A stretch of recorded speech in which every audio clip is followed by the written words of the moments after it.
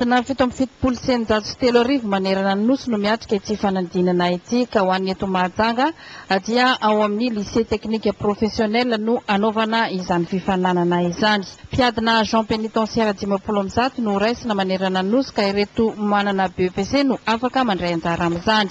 Baka kosa ho an'ireto manaraka ireto: encadreur d'administration pénitentiaire 10, greffier comptable d'administration pénitentiaire 10, Bac plus 2 ireto avy: contrôleur d'administration pénitentiaire 20, éducateur spécialisé kosa 10. Ireto avy ary no taranja ifananana amin'izany. Sujet d'ordre général: histoire géographie de Madagascar, droit de l'homme, frantsay ary mitaranja fanatanjahantena.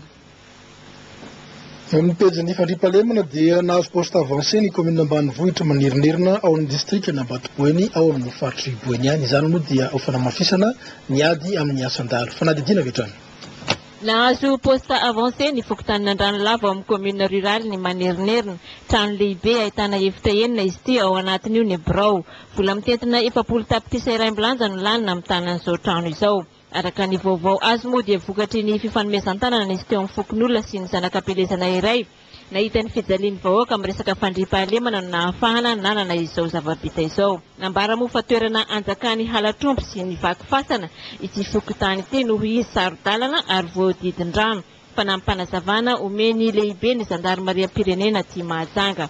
Lavitra izy raha oharina amin'ny any commune rurale ny manerinerina. Kanefa noho ty lasa enclavé ty rano Mahajanga ty, manahirana be ny intervention ty sisiny circonscription manerinerina zany. Dia voaterina sy ny poste avancé teto satria ny infraction zao fotoana zao ny halatromby, ny contribution volontaire sy ny andratonam-paty ty dia efa mahazo ny toerana ty koa indrindra ny halatromby sy ty fanefitra amin'ny mampikomy sy tsara-tanàna ty toerana ty fokotany ty. Noho izay zany dia nametrahana ty poste fixe ty eto mba avitan'ny olona miaina tsara mba hisy mpiaro izany amin'ny asa zay ataony sy fitadiavana zay ataony. Tany antoerana nanome voninahitra ny lanonana tamin'io andro io ny lehibe ny faritra Boeny ny tren'ireo fokon'olona. Vita kosa ny lalana mirefy 10 kilometatra latsaka kely ao amin'ny commune ny Voilava amin'ny district ny Mananjary ka izany lalana izany dia nitoanany programme Adrasalohi Arabola. Fanadidina vetrany. Tao anatin'ny hafaliana tanteraka no nandraisan'ny vahoaka ao amin'ny fokotanin'ny Ambalana Omby sy Ampitabita Nambaobe, commune ambanivohitra Voilava, district ny Mananjary ny lalan'ny tany mirefy 7 kilometatra izay nasipa namboarina tamin'ny lalan'ny asa Tanamarona ny Mo raha nampisalin'ny vahoaka tany amin'ny faritra iny nandritra ny fotoana naharitra. Efa nisy teo aloha ity lalana ity fa saingy nasipa narinana sy nitsiovina tamin'ny lalan'ny asa Tanamaro tao anatiny volana visivisy. Tamin'ny asa sarana dia anjarana fanampiana toy ny vary fotsy sy ny menaka ireto vahoaka ireto. Vahoaka izay mitotaly 10,000 mahery. Fandraisana tanana avy amin'ny tetika asa Adrasalohi fa sy ny SID vola. Na dia izany izy nefa dia nisy ihany koa ny lasa kemboka sy fandraisana anjara avy amin'ny fokon'olona any amin'ny faritra iny. Fitaterana fasika sy vato majinika ary vola 7 alina ariary andraisana ny lalana.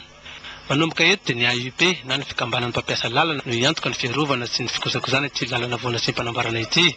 Zava-dehibe aminay hoy ny filohan'ny fikambanana ny fahavitan'ny lalana ka vonona izay hiary izany. No raisina sy natolotra ny vahoaka tany amin'ny commune ny Voilava ity lalana mirefy 7 kilometatra ity. Notapaina ny ruban fanokafana pomba ofisialy ity lalana vaovao ity. Tonga tao an-toerana ny mpentanàna ao amin'ny commune ambanivohitra Voilava ny tompona andraikitra voalohany amin'ny programme Adrasalohi aty amin'ny faritra Vatovavi Fitovinany ary ny solitenan'ny lehibe ny district ny Mananjary. Rasina fomanana solitenanay any Mananjary moa no mitatitra iny vaovao iny fa eo amin'ny sehatra ny fanatanjahantena kosa dia hiatrika ny fiadina ny anarana tompon-daka ny Ligue Lalamanga amin'ny faha 12 ny volana Desambra izao ny mpikatroka karate eto amin'izany faritra Lalamanga izany ary dia efa maro moa zany ireo club no efa samy manomatena ka ho an'ny section Ambodidrimo dia efa nisy ny fanazarantena faobe ho an'ireo club maromaro anatin'ny Andribo Ambodidrimo tarihan'ny maître Kazimira zany. Izao zany dia mieritreritra ny bata amboarimo araka ny nambarany taminay tamin'ny sabotsy teo nandritra ny entraînement fédéral. Fanadidina vetrany.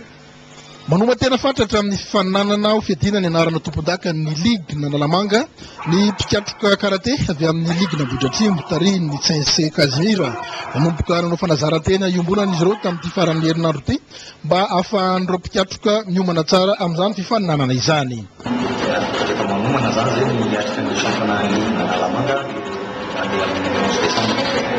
Dia tsara foana ihany ilay vitana Ambohidratrimo fa fa isaka ny tsaratsara foana zany zay Ambohidratrimo.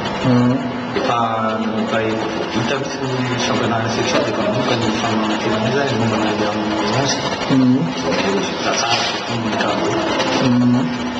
Misy club fito no miaraka ao amin'ny section an'Ambohidratrimo. Miezaka mafy izy ireo eo amin'ny fanamafisam-batana sy ny fampitomboana ny lazonady mba ahafahana miatrika ny tifanandrina. Nambaran'izy ireo fa tomba natsaka sendava ny fiomanana rehetra ary teknika ary dia mihevitra ny bata amboara avy hatrany izy ireo amin'ity fifaninanana iadina ny tompon-daka ny ligue d'Analamaga ity. Hoentsika mamarina ny vaovao dia vaovao alefa ny solontenanay avy any Ambatondrazaka Aingo Rakotomaharo. Araka ny famparantenana nataony ny filohan'ny fahifanavy Tezamita tamin'ny foara lapabe andian'ny faharoa tany Ambatondrazaka dia amboarina ny lalam-pirenena fa 420 mampitohy ny Marovoay amin'ny Ivodiala. Miandry fatratra izany ny mponina any Ambatondrazaka kanefa dia mbola tsy tonga ny feam-potoana anaovana an'izany. Nanoloana indrindra ny fanazavana izay efa nataon'ny ministry ny asa vaventy teto amin'ny fahitalavitra ny televiziona malagasy dia manana ny fomba fijeriny ihany koa ny mpampiasa lalana ao amin'ny lalam-pirenena fa 420 araka ny fanadihadiana ataon'ny solontenanay Aingo Rakotomaharo. Fanadihadiana avy hatrany. Ny hevitry ny mponina taoriny ny fanazavana iny misy ny mametraka fanantenana tanteraka fa tsy maintsy ho vita zany rehefa mandray andraikitra ny fanjakana.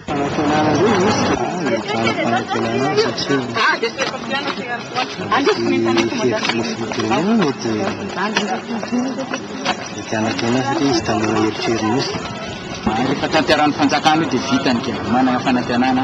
Misy indray ireo milaza fa resaka politika fotsiny ny milazana fa amboariny ny lalana ary tena tsy manam-pinoana mihitsy ny avitany izany lalana izany. Zany manana eritreritry sy raha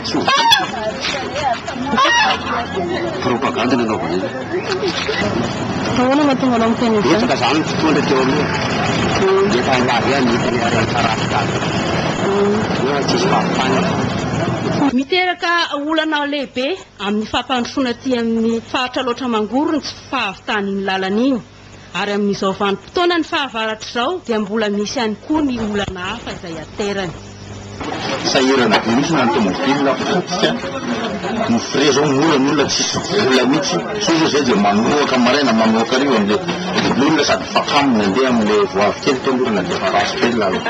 Ny sasany amin'ireo mpamily ary dia nandroso sosikevitra vonjy maika amin'ny hoe tsy ndray tsy pampaninana na iny satria iny tsy mandaingomena valika tena manala an'iny zany tsy mahala ny sara ny vidiny ko vo manao resort zany zay zao aty dia tonga eo andrainy dia fa tapaka ko ny ao zao dia efa ho resort ko roa volana dia fa kamo any anao anazy fa dia andiko fotsiny fa vita dia fa tapaka mampiravoravo tanana ny maro ny tsy fahavitany io lalam-pirenena 420 iny ka toy ny rafotsy be Verlona ny imponina aty amin'ny faritra loatra mangoro amin'izao fotoana izao ka miandry izay gadonany.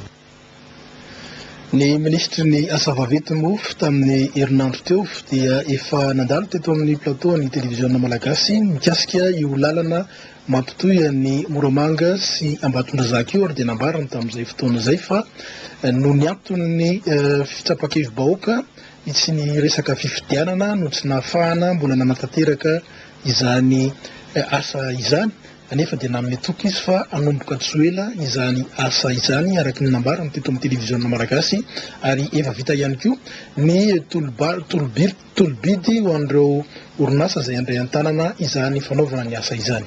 Izay no mamarina ny vaovao-mipatra amin'ny takariva ity dia mametraka ny veloma mandrapitafa tompoko lahy sy tompoko vavy.